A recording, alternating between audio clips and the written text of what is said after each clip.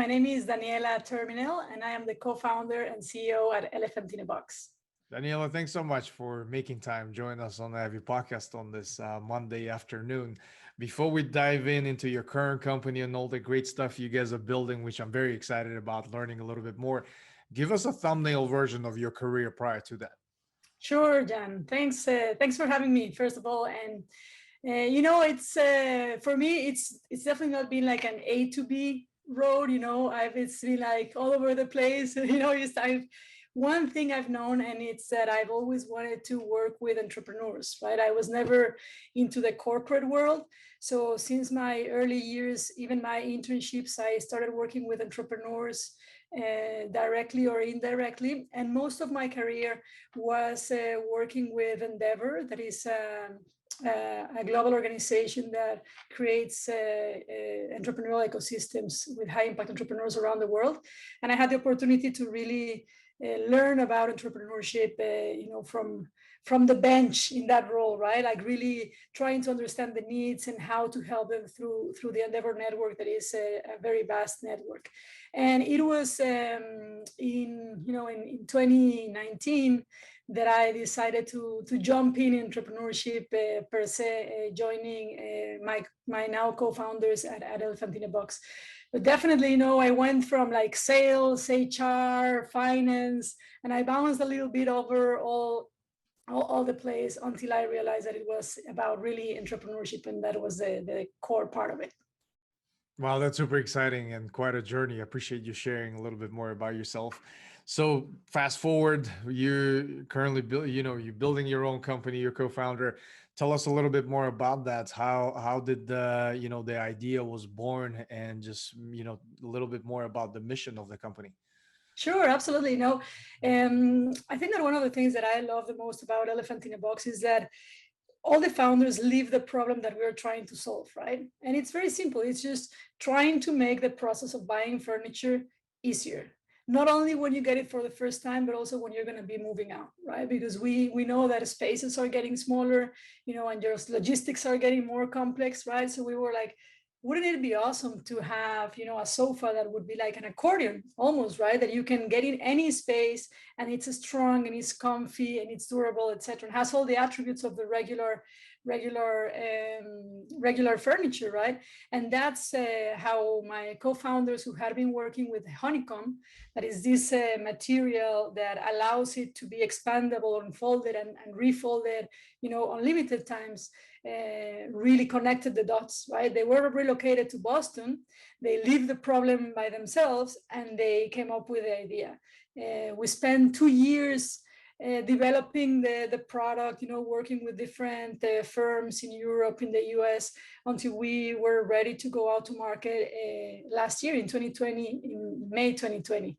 So it was really interesting, because on my end, I had experience on the furniture industry, from the office furniture, like a point of view, and I knew that it was an industry that hasn't really changed, right? All the materials are pretty much the same, wood, metal, etc.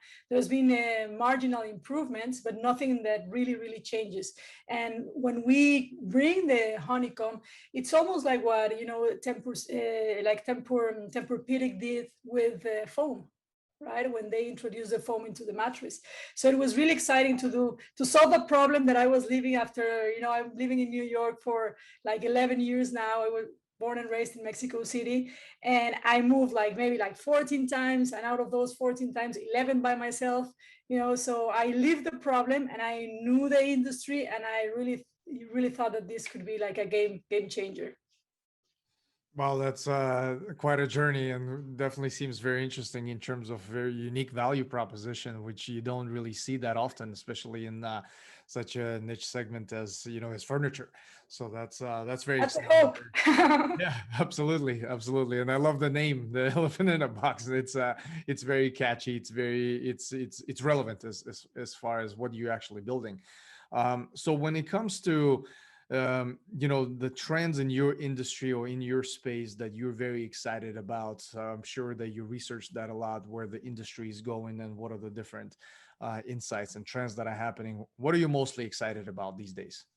Yeah, I think that I mean, our side of the industry, I mean, this weekend and this week is all about space, right? So I'm getting like personally excited about all these like space activity, right? And how it's really changing, and how what are the implications that it can have in all of us, not only from the travel side of it and the tourist side of it, but also, you know, like what are the implications in terms of like climate, right? Like the emissions and so on.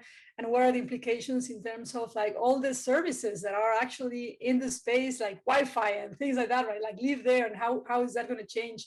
So I'm personally really interested in that, and I know that that will have some repercussions into the way we live our everyday life. And I think that elephant in a box, you know, is in the everyday life of our customers, right? We're trying to make that life simple, and then we're trying to be, you know, we are that sofa that you get and you relax, or you work, or you whatever you need to do, you can do it in there. So that personally, it really excites me.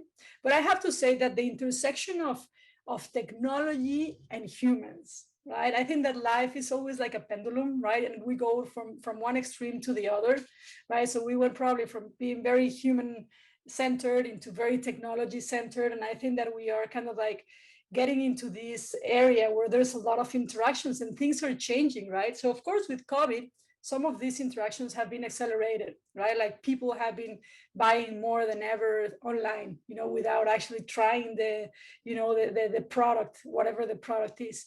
But then we're also seeing how some things that have been completely online are starting to try to find their place offline, right? And it was even before COVID, right? The Amazon and the Whole Foods example, for instance, right?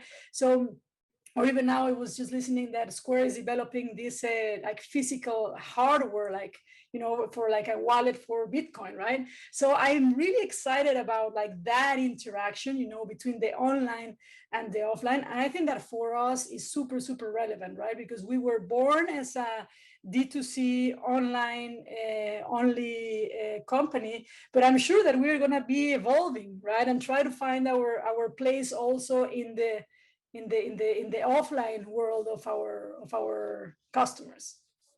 Right. Absolutely. No, those are definitely very interesting dynamics, especially when it comes to, you know, the hardware and the software, how those interact between each other. So that's very interesting. You've mentioned a little bit around technology, which, you know, is a space that I'm personally very excited about. And that's my background. So when it comes to innovation, especially your company, I'm pretty sure that you have to continuously innovate, make your products better, make your processes better. Tell us a little about the strategies that really help you build and foster that culture of innovation. Yeah, no, that's a really good point, right? And I think that one of the things that all the founders had from the very beginning is that we don't want to be like the typical furniture company, right? Like that's exactly what we're changing, right? And part of that is the approach that we take to innovation, and we really are almost like if we were like software, right? Like probably right now we are in the elephant, you know, like 32.5, you know, of all the versions that we've created, because we are very receptive to feedback, right? So we put the product out there, we listen to our customers a lot, we interact, then we revert, we make changes, and we go and do it again. So it's very like a very similar approach to software, right? Where you're always updating and always really looking for those improvements. But I would say that culturally speaking, you know, one of the things that I find very funny is that we always say that we want innovation and so on, right? But when someone comes up with an idea, and you know, and the idea is not as good or whatever, we just like kill it, right? And sometimes we kill it, and we don't reward that, you know, that bad idea or that failure. And innovation carries failure, right? You're gonna, in order to innovate, you're gonna have to test, and you're gonna have to try different things. Some things are gonna work, some things are not gonna work.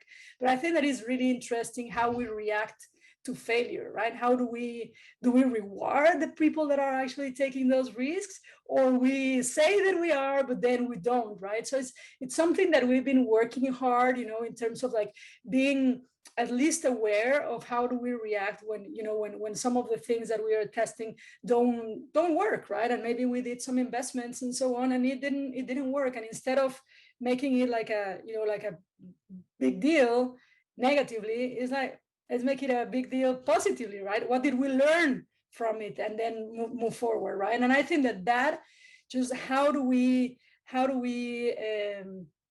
interact, or how do we co-live with failure, and how we react to it, it's key for innovation. Right, right, right, absolutely. And it's, a lot, oftentimes innovation is misperceived as something grandiose and earth shattering, while it could be actually a small improvement to an internal process. So it definitely resonates. It makes sense, everything you're talking about. Um, Totally. as far as, so you're as an executive and a co-founder of your company, I'm more than positive that in terms of surrounding yourself with top performers and is at the top of your mind 24/7, whether you actively recruiting or not. Tell us a little bit more about this process. What are the strategies that really help you attract the top talent to your teams? Or maybe on the other side, what have you learned through this journey when it comes to talent acquisition and attracting the best out there? Yeah, no, I mean, I think that talent is kind of like the key for everything, right? Technology is amazing, but I think that the human factor and is what really drives it forward, or makes it better, right? And I think that there's no company that can grow or really scale without talent. And we've seen that, of course, throughout my career. In my experience, there's like of course, two things to assess, right? And one is kind of like the skill set, the basic skills, and the technical side of things. And then the other one, that is the one that normally I pay more attention on. Normally, our teams work on the skills and technical side of things, which they are much better than me at, right? And then I assess more on how good of a mutual fit we are, right? Because I truly believe that you can have someone that has the best skills ever, right? But if the environment, the culture, the incentives, if all the rest is not aligned, that person is not going to thrive, regardless of being an amazing person and having a great potential, right? And I think that the opposite is true, right? You can have like a very solid foundation, and given the kind of like the where you are, the environment, the incentives, the people, the culture, etc., you can really thrive, right? So I pay personally a lot of attention into that, kind of like more like attitudes versus aptitudes, kind of like a part of the equation, right? I know that my team will always do like a good work on the technical side. So I like to get to know the person, because I think that at the end of the day, we are human beings working with human beings, and the more that we understand how we communicate, how we process information, how do we face the problem solving, how do we react into like not ideal situations. I think that for me is kind of like what allows me to know, what would this person be good for this certain position, right? Because, for example, there might be also like positions that we might be looking for someone that is completely different to us, the founders, right? Because we need to have, like, we cannot be a soccer team with only strikers, right? We need our goalies and some others. So it's like really how to understand, and this person might have a very different perspective than what I do, or how I see things. So how can I make sure that person is going to bring that into the table? And from my perspective, a lot of that has to do to really understanding, their fears, what excites them, what are their motivations, what's the background, what do they, when they were kids, what they like doing, did they grow up like, in certain environments that, like really try to understand their background and who they are. And for me, is super, super important. Well, that's great, and those are definitely very interesting strategies, especially in this current market where it's such a candidate-driven environment with so many opportunities out there. I think it adds another layer of complexity when it comes to attracting the best out there. So that's very interesting. Thank you for sharing that. And to take that a little bit further, when it comes to interviewing, such a complex space. I'm yet to see anybody be really, really good at interviewing. Some people think they're good at interviewing, but oftentimes it's such a so much emphasis is on the past experience, and it's such a flawed, approach towards the interviewing, where you're not focusing on the strengths that are missing on your team, which is exactly what you talked about. Give us a glimpse into an interview with Daniela. What do you look for in responses when you interview your candidates? It's super interesting because I agree with you, right? And then it's so hard to even like to decide in a few interviews, few hours or whatever it is, even if it's with tests, you can do whatever you want. It's so difficult to kind of like encapsulate someone's life, right, into that time frame, and someone's potential, right, into that time frame.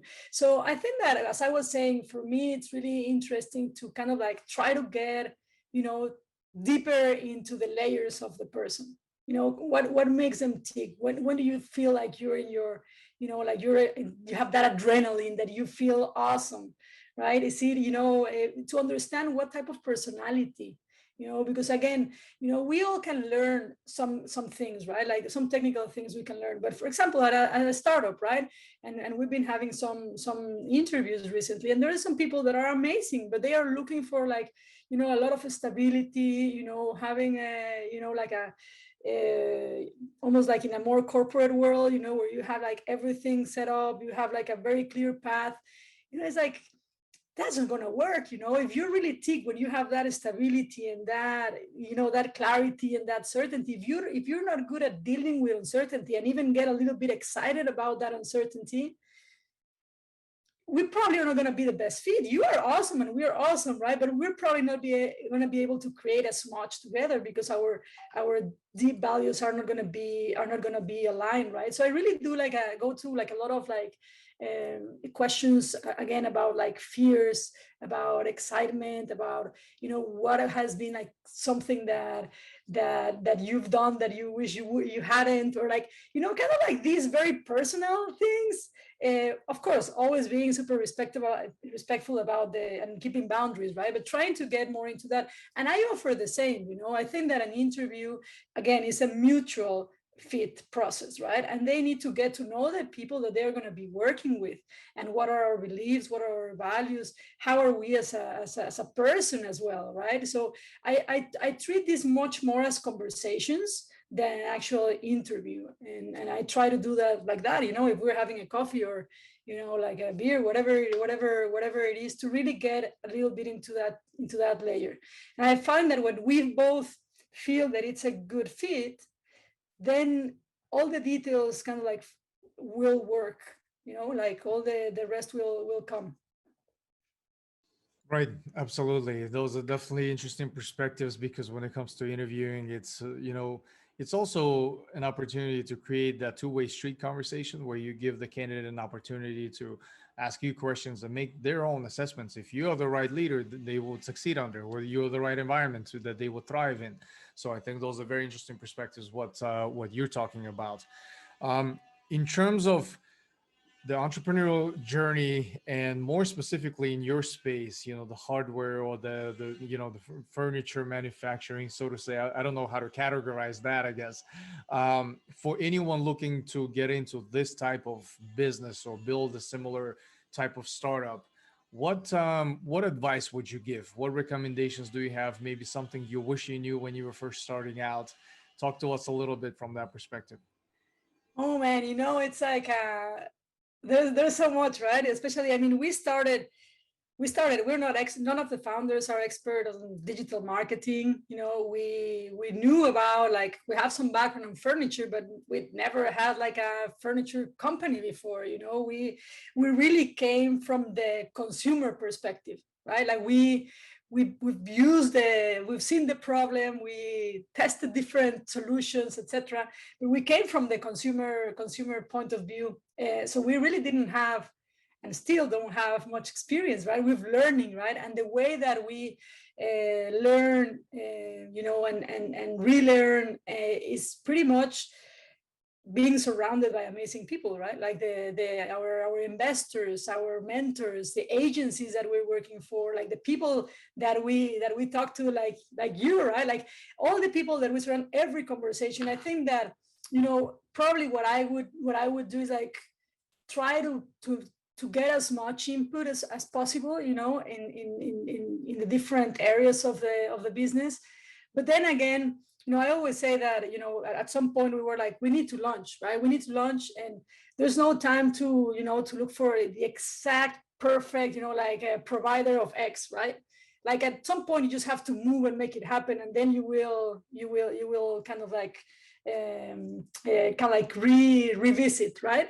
So I would say kind of like a combination between, I would ask I would ask a lot of questions. I would try to talk to people that are, like have gone through a similar process, and ask, even if it's super simple, like ask those questions, like, like I think that it's totally fine not to know things, and it's totally fine to ask for it, and people are willing to share their experiences. So I would definitely do that.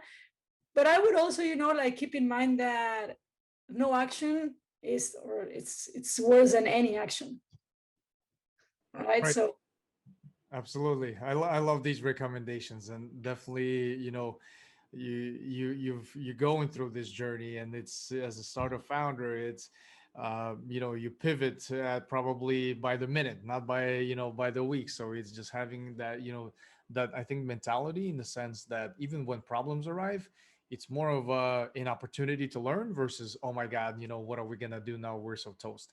So it's yeah, kind of, it's that mental framework, where you choose your own experience, in a sense. I think that resonates with exactly what you're talking about. yeah, totally. And like on the other hand, it's also like don't be afraid. What's the worst that could happen, right? Because again, we decided to launch this without being, we're like far from being experts. We didn't have experience, right? And it was all we're a D2C company, so we started like with that. But as you're saying, choose your own adventure, and the way that we kind of like face that is like being so much coming from the side of the consumer. If this might be our advantage, we can turn this weakness of not being experts, into an advantage, like, because we didn't have, like we were like fresh in that sense, right? So we saw it with a little bit of a different perspective, that if we had been working on it for, or in the sector for a long time. So yeah, choose your own adventure. I like that, like the books. Right, right, right. Absolutely, I love that. Speaking of reading, when it comes to your content diet, what are the different sources that you utilize on daily basis to keep yourself educated, informed, or entertained? Yeah, no, it's I I think that for me, it's podcasts, because I realized, later in life, of course, that I'm much better processing information when I'm listening to something than actually reading it. I actually pay more attention. So podcast has been like a life changer in terms of how I actually get content, because before it didn't matter how hard I tried to, read more. It was just very tough. It took me like forever. So now with podcasts is much better. So I have a few of them, like for news, for example, I go for Snacks Daily, that is from one ex Endeavor staff and colleague. So I do that for kind of like the business side, up first to know what's going on in the world. And then, of course, in terms of entrepreneurship, IB podcast, I do listen to it, have amazing content there. I love how I build this. I love the stories. I really get inspired by others, and learn from others. So that is what I was telling you before, of what the things that I would do, right? How do you get more information of what others have done? So how I build this, master of scale. I like e-commerce conversations. So, and in terms of leadership, I really like Brené Brown. That is all about like dare to lead and coming from a very human perspective. So, I don't do that every day, of course, right? But those are kind of like my go-to. If you go to my Spotify, those are my go-to podcasts. I love those recommendations, and I now know for a fact that Ivy Podcast has two listeners, which is you, which is you and my mom. So Yeah, that's I right. appreciate I appreciate the plug, and the definitely resonates when it comes to, the content diets. There's just so much information overload and availability that, always fascinates me how people are being selective in terms of what they let their minds be exposed to. So thank you for sharing that. As far as when it comes to books, what are you currently reading, and What is one book that you always recommend to others, and why is that? Yeah, like my go-to book, and again, you're gonna see that it's very like human driven. That's kind of, I really truly believe in human nature, and us as humans being the ones that can make technology amazing and other things amazing, but it's a human first approach. And it's called The Four Agreements. And it's a very simple, it's like a very short book that I can read without like getting distracted that much, that I can finish fairly quickly. But it is about kind of like four things that if you do, they're gonna drive you into a better life. And I think that it can be applied into business and your personal life equally. One of them is like be impeccable with your word, because once you say it, it's out there and you cannot take it back. So really think how you're gonna be saying things and what you're saying. The other one that I love is don't take anything personally. I think this is so important, because all of us, we think that we're so important, that everyone is trying to do things to bother us, to help us, to like, we're too important, right? In our own mind. And at the end of the day, it's like, that is not true. It's, they didn't do this to affect me personally. And I think that when you actually do that, like the dynamics with how you face different situations in your life change. And again, in business, it can be all the time, right? Like in terms of like a coworker and so on, like we tend to make things personal when they are not. The other one is don't make assumptions. That's the third one. And assumptions, like there's been wars, right, that have started because of assumptions. And we love to think for others instead of sometimes just asking, right? And again, I think that this is something that when we apply, it can take us really far. And the other one that I love too is always do your best. That's a fourth agreement. And one thing that they say, and really kind of like got stuck in my mind, is like, if you always do your best, you'll never feel guilty, right? You did your best. And I hate that feeling of guilt. And so that's like a good exit. But then also knowing that our best is gonna be different in different stages of our life, right? Our best is gonna be one if we are healthy, for example, or our best is gonna be different, if we are under some, if we're sick or there is some illness or something. But as long as we do our best, like I think that it's gonna be good. So I really apply these four agreements, or try to remind myself, to apply them consistently and constantly in the things that I do. And I have to say that as of today, I'm not reading, I'm just focusing on my podcast. So as I told you, like it's very hard for me to, so I do some audiobooks and so on, but with all the, the content in the podcast, it's so relevant and it evolves so quickly, right? And it's so relevant to the moment that I've been sticking more to the podcasts. Right, absolutely. No, I agree with you because it's such an easy medium to consume. During my walks or during my workouts, it's all the different podcasts. And I recently discovered I'm late to the party through Apple Watch. You can actually listen to directly from this, so I don't have to have my phone with me. So I was just like, oh my god. Yeah, they make it easier, right? It's just like so easy. There's Yeah, no yeah, yeah. excuse. Absolutely, exactly. And I love the book recommendations. I'm gonna add them to my growing list of books that I have to read this year. And for our listeners, we'll make those available in the show notes, so you guys can check those out as well. Daniela, I can't thank you enough for your time today. It was very short and insightful conversation. I love the energy. You're just so positive. So I definitely appreciate all of that. As with all of my guests, what I love doing is another episode recording in about a year where we revisit the conversation from a year ago and see everything we've discussed, if that still makes sense, applies. So I'm definitely looking forward to doing that with you. I love that, Jan. It's been super fun. Thank you for giving us the space and just to share some experiences. It's amazing. And again, I've been learning from all the amazing content that you have created as well. So thank you for making us part of it.